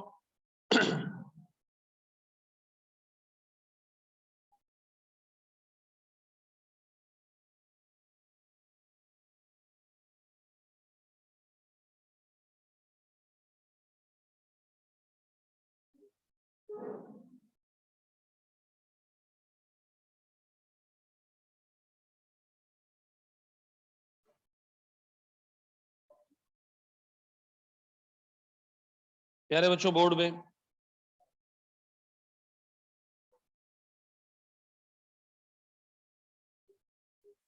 अच्छा, इस सवाल को शुरू करने से पहले ना गौर से सुनो। एक सवाल है, ये शुरू कराने से पहले छोटी सी चीज सुनो। मुझे एक बात बताओ, जब आप एनपीवी निकालते हो तो हम एक फजूल चीज को इग्नोर करते हैं। वो फजूल चीज है प्रॉफिट्स। हमारे लिए रेलेवेंट नहीं होता। हमारे लिए रेलेवेंट क्या होता है? Cash flows. गौर से सुनो, और सुनो, कैश फ्लोज ये रेलेवेंट होते हैं। सुनो, एक छोटी सी बात बताता हूँ। एक बहुत बड़ा बैंक था एक जमाने में, उसने ऑपरेशन स्टार्ट किया पाकिस्तान में और बड़े बैंकों को कम्पीट किया। पहले साल उसने प्रॉफिट पोस्ट किया, एक बड़े बैंक से ज्यादा रिटर्न ऑन इक्विटी। ठीक है जी, बड़े बैंकों से ज्यादा return on equity, profit post किया। सूद की इनकम दबा के दिखा दी। जिनको पैसे दिए थे उन्होंने कभी पैसे वापस ही नहीं किए। अगले सालों में क्या हुआ? सत्यानाश हो गया। तो मुझे बताओ, एक इन्वेस्टर के लिए प्रॉफिट इंपॉर्टेंट है या उसका कैश में कन्वर्जन इंपॉर्टेंट है? तो सर हम कभी भी प्रॉफिट जनरेशन नहीं देखते, हम देखते हैं एक पर्टिकुलर बिजनेस में कैश जनरेट करने का पोटेंशियल कितना है। ठीक है जी, यानी हम जा रहे हैं दोबारा पत्थरों के दौर में, जहां हम समझते हैं कि जो कैश आया वो प्रॉफिट है, जो गया वो एक्सपेंस है। ऐसा? तो जब आप एनपीवी निकालोगे आप प्योरली इस कॉन्सेप्ट पे जाओगे, जो पैसे आए वो इनकम, जो गए वो लॉस। ऐसा? तो हम डिसीजन लेंगे कैश फ्लोस पे, प्रॉफिट पे नहीं लेंगे। डन, पहली चीज। दूसरी चीज गौर से सुनो, एक प्रोजेक्ट है प्रोजेक्ट ए, गौर से सुनना अच्छे तरीके से। एक प्रोजेक्ट है प्रोजेक्ट बी। प्रोजेक्ट है हमारा, चल रहा है, ऑलरेडी चल रहा है, नया नहीं, ऑलरेडी चल रहा है। बी नया शुरू हो रहा है, बी नया शुरू हो रहा है। ए में हम बनाते हैं गाड़ियां। क्या बनाते हैं? गाड़ियां। बी में हम बना रहे हैं जनाब टायर्स। ठीक है, गौर से सुनना। ये टायर बना के हम क्या करेंगे? मार्केट में बेचेंगे। क्या करेंगे? मार्केट में बेचेंगे, पैसा कमाएंगे। टायर बनेगा 10 रुपए का, टायर बिकेगा 15 रुपए में, कितने कमाएंगे? 5। कौन सा डिवीजन कमाएगा? ये कौन सा डिवीजन कमाएगा? बी। बी बी टायर बनाएगा कौन? बी। बेचेगा भी कौन? बी। डन। ए मार्केट से टायर लेकर आता है 12 रुपए का। कितने का लेकर आता है? 12 का। हमने जब ये बी बनाया ना, तो ए ने बी को कहा कि मुझे भी टायर दे दिया कर भाई, पूरे मोहल्ले में बांट रहा है। तो बी ने कहा मैं तो एक टायर 15 रुपए का बेचता हूँ। ए ने कहा मैं एक टायर बाहर से 12 रुपए का लेकर आता हूँ। बी ने कहा भाई मेरे पास स्पेयर कैपेसिटी बहुत है। क्या मतलब? मैं बार की डिमांड पूरी करने के बाद भी चाहूं ना तो टायर बना सकता हूं, मेरे पास कैपेसिटी बहुत है। तो ए ने कहा यार एक काम कर, टायर मुझे भी बेच दिया कर। तो बी ने ए को भाई समझ के टायर 10 रुपए में बेचना शुरू किया। कितने में? तो बताओ, ए का फायदा होना शुरू हो गया। ए की कॉस्ट कम होगी, कितने की? 2 रुपए की। फायदा किसको शुरू हुआ? ए को होना शुरू हुआ। ऐसा है? बताओ, मैं बी की एनपीवी निकाल रहा हूं, ये 2 रुपए का बेनिफिट ए में डालूं या बी में डालूं? बस आप यही फेल हो गए। मैं सोच रहा हूं बी को लेकर आऊं प्रोजेक्ट को या नहीं। बी को लेकर आऊंगा तो मुझे बाहर भी सेल करने का फायदा होगा, बी को लेकर आऊंगा तो ए भी कमाएगा। ये कमाई किसकी वजह से हो रही है? बी की वजह से हो रही है। तो सर जब हम एक प्रोजेक्ट का डिसीजन लेंगे तो ना सिर्फ उसके अपने कैश फ्लोज देखेंगे, बल्कि ये भी देखेंगे कि वो बाकी के जो हमारे डिपार्टमेंट्स हैं कंपनी के, जो बाकी के प्रोजेक्ट्स हैं, उनको कितना फायदा दे रहा है। वो सारी चीजें भी हम किस में डालेंगे? बी में डालेंगे, और देखेंगे बी को लाना चाहिए या नहीं। मैं फिर रिपीट कर रहा हूं, आप डिसीजन ले रहे हो कि मैं B, department B, project B शुरू करूं या नहीं। प्रोजेक्ट बी है किस चीज का? टायर बनाने का। टायर बना के करेंगे क्या? बाहर बेचेंगे, फायदा कमाएंगे। ए को बेच के अपनी कॉस्ट कम करेंगे। ये किसकी कॉस्ट कम होगी? पूरी कंपनी की। तो जब आप बी का डिसीजन ले रहे होगे तो ना सिर्फ बी के अपने कैश फ्लोज लेने, बल्कि बी की वजह से जो बाकी कैश जनरेटिंग यूनिट्स हैं उनको जो फायदा हो रहा है वो भी आप बी के कैश फ्लोज के अंदर ही डालोगे। ऐसा ये 2 रुपए का फायदा किसको हो रहा है? एक हो रहा है। लेकिन सर मैं ये डिसीजन लेते हुए कि बी को लाऊं या ना लाऊं, मैं ये 2 रुपए बी को जरूर असाइन करूंगा। बिल्कुल भी नहीं। फोन नहीं इस्तेमाल करना कोई भी क्लास में, ठीक है, जब मैं पढ़ा रहा हूं, ठीक है। अब बताएं जी, बी के एनपीवी निकाल रहे हैं, क्या क्या डालें उसमें? सारे बी के कैश फ्लोज और ए का वो फायदा जो बी के आने के बाद उसको होगा। ऐसा? अब सुनना जरा गौर से, इधर एक सी बैठा हुआ है और सुनना। सी ने कहा मेरे बी के आने की वजह से ना मुझे नुकसान होगा 1 रुपए का। सी कह रहा है बी के आने की वजह से मुझे 1 रुपए का क्या होगा? नुकसान होगा। मे बी सी मार्केट में एक प्रोडक्ट बेचता है जो बी के प्रोडक्ट बेचने के बाद उसकी सेल गिर जाएगी, कोई भी एक प्रोडक्ट हो सकता है। सी कह रहा है मुझे तो नुकसान होगा भाई। बी अच्छे टायर मार्केट में लेकर आ रहा है, पहले मार्केट में बुरे टायर बनाने वाली कंपनी है ये। सी जो है ना वो मार्केट ये टायर रिपेयर करने वाली कंपनी है।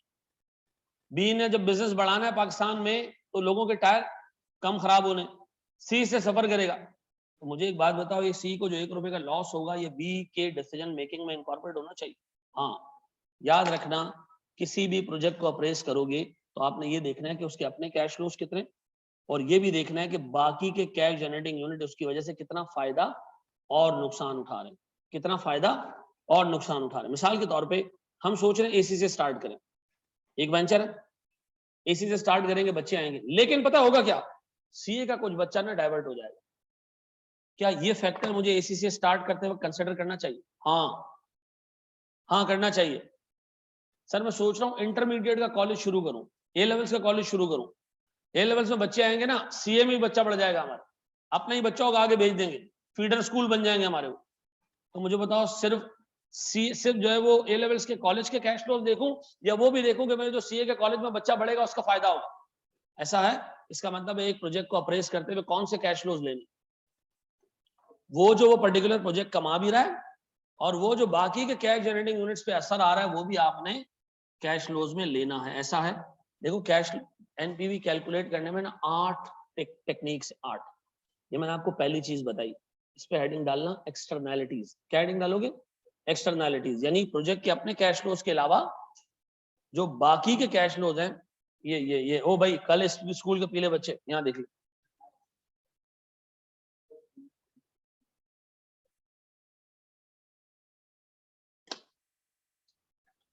ऐसा?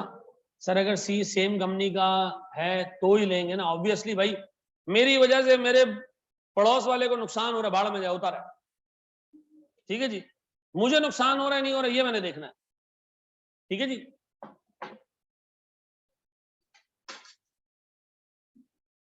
इस्लामियात पढ़ ले भाई, वो बराबर में मौलाना साहब ने भी कोर्स शुरू किया तालीम बालगान में, वहां जाके बैठ जाना। प्रोजेक्ट सी हमारा ही प्रोजेक्ट है, ऑब्वियस सी बात है। ए भी हमारा है, बी भी हमारा है, और सी भी हमारा है। जी मेरा बच्चा,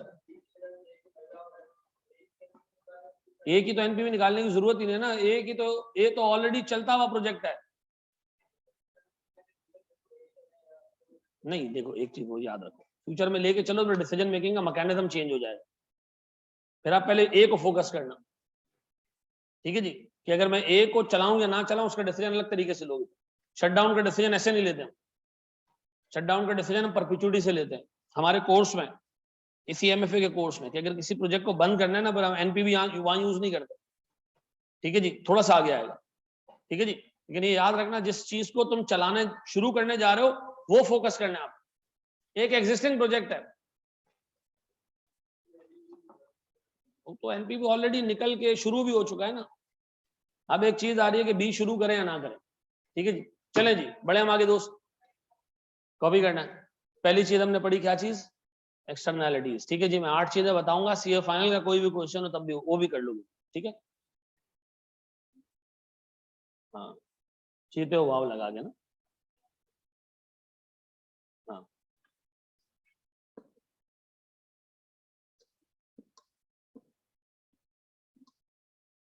सी एंड बी दोनों ऑलरेडी चल रहे हैं। एक ही बात है, बी सी कर दो या सी बी कर दो यार, सर एक दफा कॉन्सेप्ट का क्रक्स बता दें। मैं ये कह रहा था बेटा कि मिसाल के तौर पे आप कोई भी एक नया प्रोजेक्ट शुरू करते हो, वो बाकी की चीजों को भी हेल्प करेगा, तो आप वो भी उस प्रोजेक्ट के साथ अकाउंट फॉर करें, देखें, उसको भी देखें। जी जनाब। प्रैक्टिकल पर्टिकुलर प्रोडक्ट के कैश फ्लोज देखने और उसकी वजह से जो कंपनी के बाकी के प्रोजेक्ट्स पे इम्पैक्ट आएगा वो भी देखना। चलो जी, सवाल आए हैं पास पेपर्स में। हमने एक प्रोजेक्ट स्टार्ट किया जिसकी वजह से हमारे एक बिल्डिंग थी जिसमें हम काम कर रहे थे, उसका रेंटल इनकम कम हो गया। क्या देखना चाहिए इसको? हाँ भाई बिल्कुल देखना चाहिए। आपके प्रोजेक्ट शुरू होने की वजह से शोर शुरू हुआ, किराएदार भाग गए, रेंटल इनकम कम हो गई, लेना चाहिए? हाँ बिल्कुल लेना चाहिए, नुकसान है इसकी वजह से जनाब।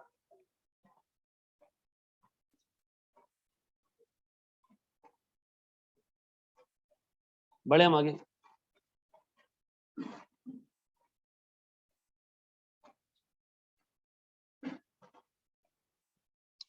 हमारे घर में अगर मैं और मेरा छोटा भाई है ना, तो कभी गलती अगर मैं करता था ना, ज्यादा मार खाता था। छोटा भाई इतनी मार नहीं खाता था। उसकी वजह ये माँ बाप का ख्याल था कि बड़ा अगर गलत काम करेगा ना, छोटा उसको देख के करेगा, तो उसके हिस्से की मार भी मुझे पड़ती थी। ठीक है जी, छोटा को काम करेगा, बड़ा तो समझदार है, इसी को पीटो है। तो हमने डबल डबल मार खाई है। ये प्रोजेक्ट भी ऐसा ही है। ठीक है जी, आपके आने की वजह से बाकियों को फायदा हो रहा है, तो वो आपकी वजह से हो रहा है।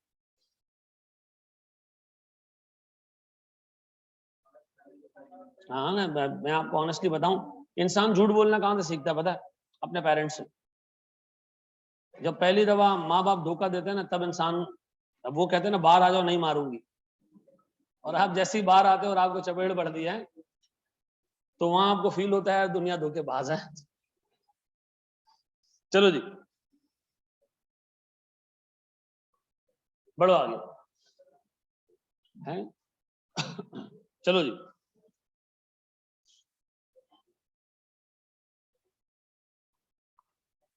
मैं अपने अम्मा से भी बहुत मार खाई है, अब्बा से भी बहुत मार खाई है, मंड के मार खाई है, लेकिन कभी अपने बच्चों को मारा नहीं है मैंने।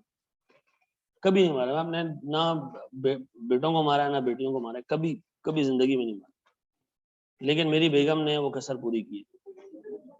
ठीक है ना, मैं रोज रात को जाता हूँ, शिकायतें लगती हैं, अम्मा ने ये मारा वो मारा। क्यों भाई? मुझे फील होता है कि नहीं, एक बंदा ना घर में टफ होना चाहिए, जो चित्रौल करे, जिससे बच्चों को खौफ आए। कितनों के अब्बा कूटते हैं? एक। और कितनों की अम्मा कूटती हैं? जब बाकी लोगों को माँ बाप नहीं मारते हैं। कितने लोगों ने आज तक माँ बाप से एक से भी मार नहीं खाई है घर में? यार ये बाकियों को माँ भी नहीं मार रही है, बाप भी नहीं मारे, तो कौन मार रहा है? हाँ?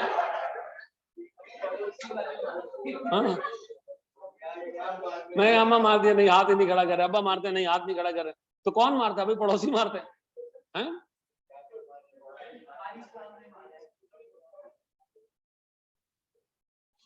चलो जी, आगे बढ़ो दोस्त। मैं जिंदगी में अपने बाप से एक दफा ऐसी कुट खाई है, ऐसी कुट खाई जिससे मतलब जिस्मानी मार के साथ साथ दिमागी मार भी हुई। मैं जुआ खेलते हुए पकड़ा गया था। अब्बा मेरे पीछे खड़े हुए थे, अब्बा ने एक चंड लगाई, कान गर्म हो गया मेरा। अब मैं कहा गए आज। मैंने अब्बा को कहा बाहर मेरे दोस्त बैठे हैं, घर ले जाके मार देना, लेकिन दोस्तों के सामने नहीं मार। अब्बा ने कहा आ जाओ।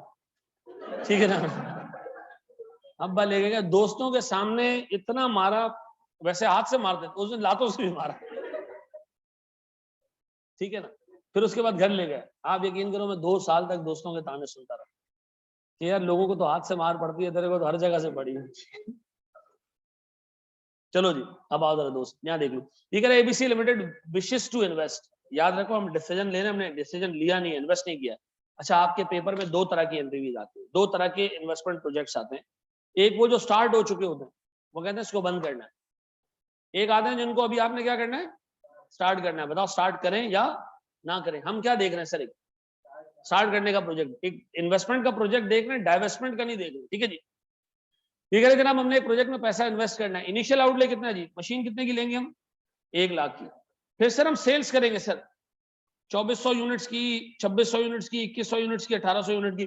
वक्त के साथ साथ मशीन खराब होती जाएगी तो यूनिट्स कम होते जाएंगे। सर हमारी सेलिंग प्राइस शुरू में ज्यादा होगी, क्वालिटी प्रोडक्ट होगा, बाद में क्या होगी, डिटेरियरेट होती जाएगी। वेरिएबल कॉस्ट शुरू में कम होगी, बाद में ज्यादा होना शुरू हो जाएगी। वो कह रहे हैं annual fix cost other than depreciation will be 30,000, ये भी एक खर्चा। फिर residual value at the end of the life will be 20,500। फिर वो कह रहे हैं भैया discount rate applicable to the company is 18%। 18% है क्या, फाइनेंसर्स की कॉस्ट। किसकी कॉस्ट? अब कंपनी ये देखना चाह रही है कि फाइनेंसर्स को पैसा देने के बाद हमारी जेब में कुछ बचेगा या नहीं बचेगा, हमने ये देखना है। सर मुझे एक बात बताएं, टैक्स आ रहा है, टैक्स आ रहा है इधर? नहीं सर टैक्स नहीं आ रहा। टैक्स नहीं आ रहा तो सर जिंदगी सुकून है, आपने सिर्फ कैश फ्लोज निकालने। टैक्स आ रहा होता तो टैक्स कैश फ्लो पे नहीं लगता बल्कि प्रॉफिट पे लगता है। तो पहले हमें प्रॉफिट कैलकुलेट करना पड़ता, टैक्स निकालना पड़ता, उसके बाद हम आते कैश फ्लोज पे। अब चूंकि टैक्स नहीं है तो आपको सिर्फ कौन सी चीजें लेनी है, कैश फ्लोज बस। मुझे बताओ अगर मैं इस प्रोजेक्ट को शुरू करूंगा कितने साल चलेगा ये? 4 साल। मेरे बच्चों प्लीज बोर्ड पे देखो, 0 1 2 3 4। मुझे बताओ 0 का क्या मतलब है? आज आज आज आज आज ठीक है जी। मुझे बताओ आज कोई खर्चा करना है, मशीन लेनी है सर, कितने की? कितने की जी? 1 लाख रुपए की। मेरे बच्चों प्लीज बोर्ड पे देखो, मुझे बताओ इसके बाद मुझे सेल्स मिलेगी, इनफ्लोज मिलेंगे, कितने की सर? सर 2450 इंटू 90 कितने? 2,20,000। सर मुझे ईयर 2 में सेल्स मिलेगी 2600 इंटू 85, 2,21,000। सर मुझे मुझे मुझे मुझे 2100 इंटू 83, 174,300। सर मुझे 1800 इंटू 82, 149,600 पक्का? 147 वेरिएबल कॉस्ट। हाँ जी सर 1 यूनिट 40 रुपए का बनेगा, 2450 यूनिट बनेंगे, कितने? कितना? 90,000। फिर सर मेरे पास 40 इंटू 2600, 1,04,000। सर फिर 45 इंटू 2100, 94। फिर जी 45 इंटू 1800, कितना? 81। अब बताओ वेरिएबल कॉस्ट निकालने के बाद फिक्स कॉस्ट। जी सर 30,000 रुपए सालाना, 30 सर ये कैश है या इसमें डेप्रिसिएशन भी शामिल है? अब बताओ डेप्रिसिएशन माइनस करूं? नहीं सर नहीं नहीं नहीं नहीं, आपने पूरा पूरा आउटफ्लो ले लिया ना, डेप्रिसिएशन माइनस करने की क्या जरूरत है ऐसा? अब बताएं रेजिडुअल वैल्यू कब मिलेगी? एंड में कितने? 20,000। मुझे बताओ प्रोजेक्ट से हमें कैश फ्लोस क्या क्या मिलेगी? 1 लाख इनकर करना है ईयर 0 पे, फिर 92, फिर 87, ये और अब अगर एग्जामिनर कहे कि पे बैक पीरियड निकाल के दो, निकाल लोगे? एग्जामिनर कहे एनपीवी निकाल के दो तो निकाल लोगे? हैं पास पेपर में सीए फाइनल में ऐसे बहुत सारे सवाल हैं, वो एक सवाल देता है, कहता है अकाउंटिंग रेट ऑफ रिटर्न भी निकाल के दो, पे बैक पीरियड भी निकाल के दो और एनपीवी भी निकाल के दो, निकाल के दे दोगे? मुझे बताओ सर मैं प्रेजेंट वैल्यू किस रेट से निकालूं? 18% से निकालो, क्या आ रहा है? 1 लाख कितना? 78,390, ये 30, ये डेप्रिसिएशन क्यों नहीं लिया? डेप्रिसिएशन कैश फ्लो है या नहीं है? जल्दी बताओ, एक अटेम्प्ट दे चुके हो मेरी जान, जल्दी। डेप्रिसिएशन कैश फ्लो है? नहीं। क्यों लें उसको हम? देखो दुनिया की सबसे बड़ी बेवकूफी क्या होगी, मशीन खरीद ली, उसका भी कैश फ्लो ले लिया और फिर डेप्रिसिएशन के नाम पे दोबारा माइनस कर रहे हैं उसको। आपको पता है ना जब आप कैश फ्लो स्टेटमेंट बनाते हो तो डेप्रिसिएशन ऐड बैक करते हो, क्यों? नहीं ये फजूल रीजन है, ये फजूल रीजन है। रीजन ये है कि सर जब इन्वेस्टिंग के कैश फ्लो हम बना रहे होते हैं उधर एसेट के परचेज का पूरा अमाउंट लेस कर चुके होते हैं, प्रॉफिट में से डेप्रिसिएशन के नाम पे एक और अमाउंट लेस हो रहा होता है। एक मशीन खरीदी 100 रुपए की, उसमें से डेप्रिसिएशन है 10 रुपए का, प्रॉफिट में से 10 रुपए माइनस कर दिए, कैश फ्लो में 100 रुपए जाके और माइनस कर दिए। तो मुझे बताओ, आपने तो सिर्फ एसेट 100 रुपए का खरीदा था, माइनस कितने हो गए? तो किसको ऐड बैक करते हो? जब आप पूरा पूरा आउटफ्लो ले रहे हो तो फिर आपको डेप्रिसिएशन नाम की कोई चीज इंकॉर्पोरेट करने की जरूरत नहीं है। डन? क्या आ रहा है सर? नहीं नहीं, कितना? 29450। अच्छा, ओके।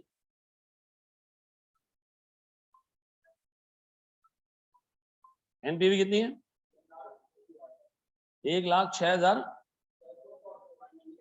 1,06,34। अच्छा, मेरा सवाल है, इसमें भी हमारी मतलब चीजें बटेंगी, फाइनेंसर्स को हम अलग देंगे, अपनी जेब में अलग रखेंगे हैं? इस 1,06,000 में फाइनेंसर्स को भी हमने कुछ देना है? नहीं सर, ये फाइनेंसर्स के बाद जो हमारी पैसे बचे वो हैं, फाइनेंसर्स के बाद जो हमारी पैसे बचे वो हैं।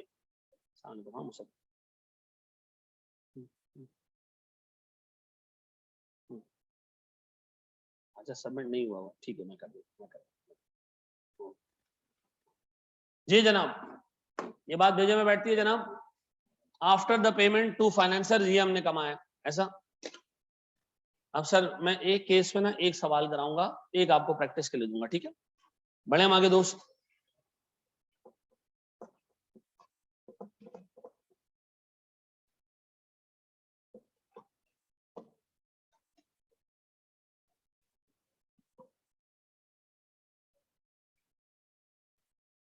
हमारी 2:30 बजे तक क्लास है।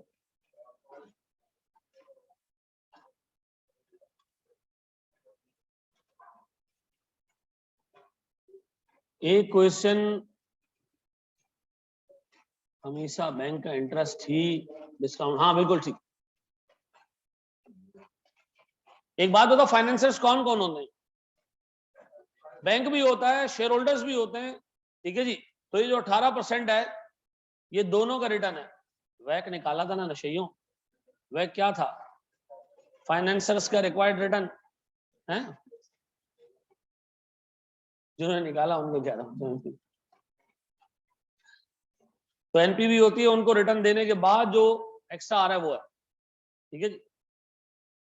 सर अगर पे बैक पीरियड निकाल रहा होता तो रेजल्ट वैल्यू अलग से लेता, हाँ एंड में अलग से लेता।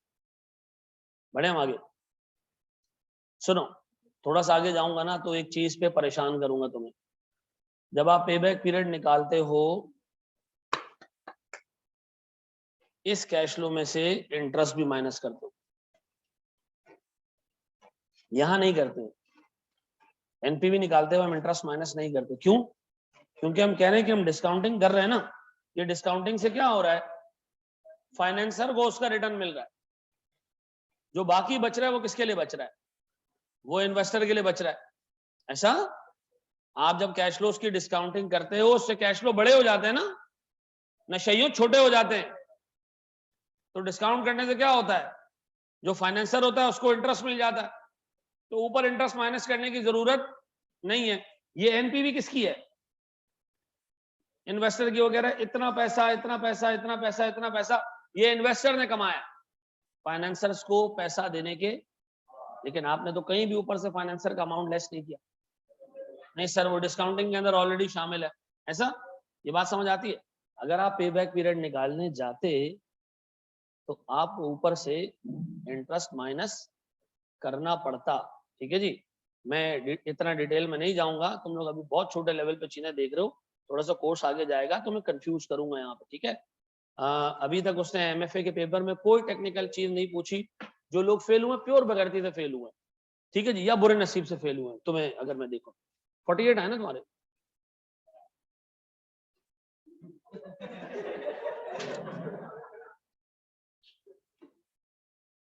वापस लिया मैंने अपना स्टेटमेंट। चलो जी, 48 उसके है। ये एक ने मुझे कहा मेरे कॉस्टिंग में 49 है सर, बड़ा बुरा दुख हो रहा है सर। मैंने कहा लाओ मैं अभी पास कराता हूँ, लाओ अभी, लाओ अभी, लाओ पास कराता हूँ अभी। क्योंकि ये एक डिक्लेयर्ड वो है कि 49 में फेल नहीं करेगा आईकर। हाँ, आप पीआरसी में फेल होगे, फेल कर देगा, ठीक है ना। पीआरसी में फेल हो रहे हो ना, फेल कर देगा, वहाँ कंप्यूटराइज रिजल्ट। ठीक है ना। यहाँ पर 49, वो सर वो गलती से गलत रीड करके 47 है असल। तो यार इतना छोड़ो के, ठीक है जी, हाँ संभाल पाओ बाद में, हैं? नहीं 29 पे गोल्ड मेडल भी देते हैं, गोल्ड मेडल होता है वो, गोल्ड नहीं होता, ठीक है जी। 49 FR2 में देख के आओ, लेके आओ, पक्की बात है 49 लेकर आना, ओरिजिनल रिजल्ट होना चाहिए, डन। ये छोड़ियां मारने वाले ना 49 पे फेल हो गया यार, 49 मैसेज भी आ जाता है, मैसेज भी ले आएंगे, स्क्रीनशॉट, कौन सा स्क्रीनशॉट ले आएंगे मैसेज। हमारी कंपनी में एक हिसाब किताब था कि आप कोई भी क्वालिफिकेशन लो, आपको पेपर पास करने के बाद पैसे रीइंबर्स हो जाते, ठीक है, पेपर पास होने के बाद पैसे रीइंबर्स हो जाते, बंदा फेल हो गया एससीसी में, ठीक है जी, ले आया रिजल्ट बना के, पैसे ले गया। 6 महीने बाद जाके एचआर वालों ने चीजें वेरीफाई की, ऑडिट हुआ एचआर का, उन्होंने कहा इसको आपने पैसे दिए, पास हुआ, रिजल्ट तो देखें इसका, फेल था। तो लोगों को बनाने में आज भी लोग जो है वो स्क्रीनशॉट का सहारा ले लेते हैं, है ना। 49 पे फेल हुआ जी, इन्ना लिल्लाहि व इन्ना इलैहि राजिऊन। बड़े हम आगे, सुनिएगा दोस्त, अब सुनो मेरे बच्चों, सुनो, अब लॉजिकली चीजें सोचनी है, ठीक है, मुंशीगिरी नहीं करनी है, दिमाग लगाना है। एक बात बताओ, गौर से सुनो अल्लाह के वास्ते, सर मैं चला रहा हूं बाइकिया पे एक मोटरसाइकिल,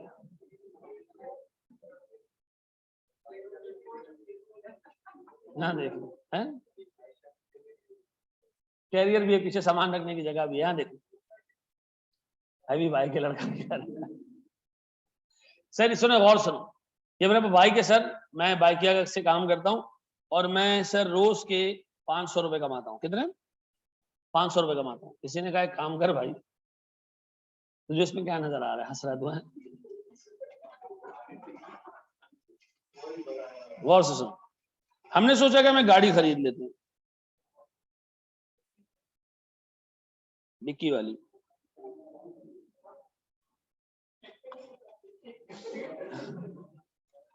हमने सोचा गाड़ी खरीदते हैं, बाइक बेच देते हैं, गाड़ी खरीदते हैं हम, ये बाइक बेच देते हैं, और तो सुनना, तो हमें इंशाल्लाह ताला 800 रुपए मिलना शुरू हो जाएंगे। कितने?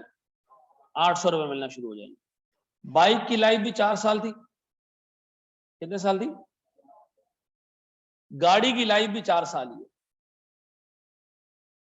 गौर से सुनो, कोई बीच में बात नहीं करेगा। बाइक बिक जाएगी आराम से 150 रुपए में। कितने में? 150 रुपए में बाइक बिक जाएगी। गाड़ी जो है ना वो आएगी 1000 रुपए की। बताओ हमारी जेब से बाइक बेच के गाड़ी खरीदने का नेट आउटफ्लो कितना होगा? कितना? 3.5। अच्छा बाइक को थोड़ी महंगी कर देते हैं, बाइक बिक जाएगी 400 में। कितना जनाब? इसका मतलब है आज आपको 600 रुपए का खर्चा करना है, इसके बाद आप क्या कमा, यही फेल हो गया तुम। आज इतना बड़ा खर्चा करने के बाद, 600 रुपए का खर्चा करने के बाद, मैं हर साल सिर्फ 300 रुपए एक्स्ट्रा कमाऊंगा। कितने? हम और तो सुनो, पहले कितने कमा रहे थे? 500 तो मैं वैसे ही कमा रहा था, 500 रुपए तो मैं वैसे ही कमा रहा था। मैंने सोचा काम करता हूं कि मोटरसाइकिल बेच के गाड़ी ले लेता हूं। तो मेरी जेब से शुरू में कितने पैसे गए? 1000 गए, 400 वापस आए, नेट मेरी जेब पे 600 गए। मुझे बताओ आपको नहीं लगता कि आपने इस 600 रुपए का खर्चा करने के बाद इस स्ट्रीम ऑफ कैश फ्लो से जान छुड़ा के ये स्ट्रीम ऑफ कैश फ्लो पकड़ लिए? ऐसा है?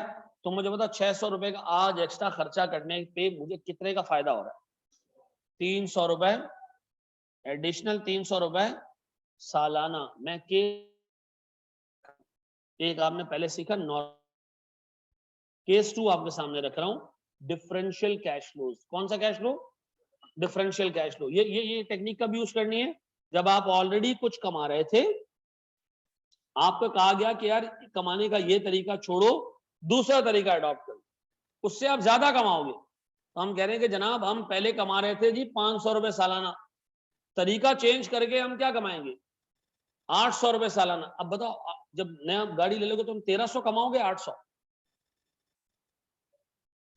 1300 कमाओगे 800, 800 मुझे मोटरसाइकिल अबैंडन करना पड़ेगी। इसका मतलब है मैं एक स्ट्रीम ऑफ कैश फ्लोज को हासिल करने के लिए दूसरी क्या कर रहा हूं, लूज कर रहा हूं। तो मुझे बताओ सर 600 रुपए का आज एक्स्ट्रा खर्चा कर रहे हो, कमाओगे क्या यार, गाड़ी लेके फायदा क्या होगा। आप अगर ये कहोगे कि मैं 800 हासिल करूंगा तो ये बकवास बात है। क्यों, 500 तो तुम वैसे ही हासिल कर रहे थे। अब बताओ सर कितने सालों में मुझे 300-300 रुपए एक्स्ट्रा मिलेंगे। तो क्या मैं प्रोजेक्ट की अप्रेजल ऐसे कर सकता हूँ कि आज 600 रुपए खर्च कर दो तो तुम्हें पहले साल 300 एक्स्ट्रा मिले, दूसरे साल 300 एक्स्ट्रा मिले, तीसरे साल 300 एक्स्ट्रा मिले और चौथे साल भी 300 एक्स्ट्रा मिले। ये गाड़ी खरीदने का जो अमाउंट है, मिसाल के तौर पर ये मैंने लोन पे लिया है, लोन पे लिया है, उस लोन का इंटरेस्ट रेट है 10%, तो मैं प्रेजेंट वैल्यू निकालूं इसकी, एनपीवी निकालूं कितने की 600, फिर 300 डिवाइडेड बाय 1.1 248 225, फिर 200। बताओ एनपीवी क्या आ रही है।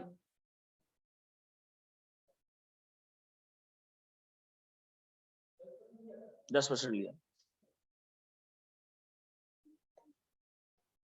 कितना, ये सब नेट करने के बाद 330 आ रहा है। तो ये 330 को एक्सप्लेन करेगा क्या, ये इंक्रीमेंटल एनपीवी। इंक्रीमेंटल एनपीवी कौन सी एनपीवी, इंक्रीमेंटल एनपीवी, इंक्रीमेंटल। अच्छा मैं पहले कुछ कमा रहा था, हाँ कितने कमा रहा था सर 500 रुपए, आप कितने कमा रहा हूं, तो मैंने कैश फ्लोज में क्या लिया सर एडिशनल अमाउंट। ऐसा पिछले वाले केस में क्यों नहीं किया, इसमें हम पहले कुछ नहीं कमा रहे थे, सब कुछ नया था। इसमें क्या है, एक प्रोजेक्ट शुरू करोगे तो पिछला वाला बंद करना पड़ेगा, बाइकिया बंद करोगे और ओवर में घुसोगे, ऐसे ही। अब बताओ सर डिफरेंशियल कैश फ्लोज में कब यूज करूंगा, जब मैं एक एग्जिस्टिंग प्रोजेक्ट को बंद करके दूसरा शुरू करूं, क्योंकि दूसरा शुरू करने के लिए पहले वाले को बंद करना पड़ रहा है। ऐसा बोर्ड पे कर लिया, अभी कॉपी कर लिया बाजी।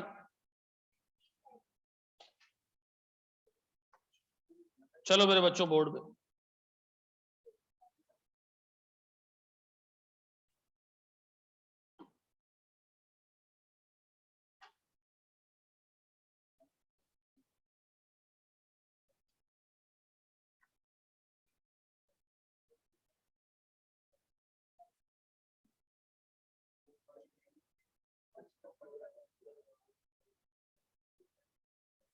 भाई हमारी क्लास है कितने बजे तक।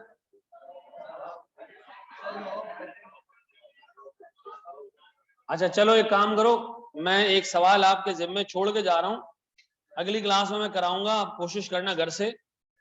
अच्छा चूंकि आज हमने bell out pay back period cover कर लिया तो आपका पहला क्विज एलिजिबल हो गया है, मैं लिंक शेयर कर देता हूं आपके साथ, ठीक है जी। उसमें कोई 5-6 एमसीक्यूज हैं और पे बैक पीरियड पर ही है, ठीक है, तो वो आप लोग अटेम्प्ट कर लीजिएगा, ठीक है, पीडीएफ में भेज देता हूँ। Thank you very much.